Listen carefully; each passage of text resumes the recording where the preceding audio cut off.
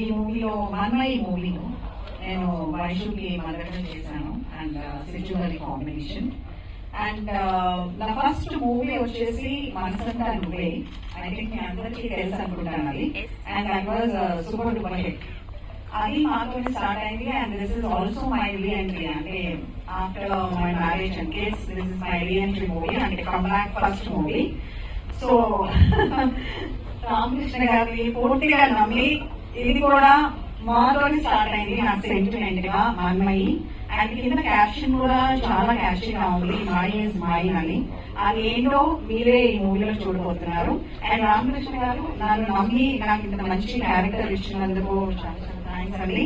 And అలాగే DOP రాజు గారు and producer Hari గారు, thanks a lot for giving me this opportunity. And I wish all the Mannamayi team a very, very good luck and all the best ahead. And especially my hero and heroine, they have really worked very hard. Frankly speaking, and even director garu kuda ikkada compromise avvaledandi. Actually shot baaledu, inkokati cheddam, let us try for one more.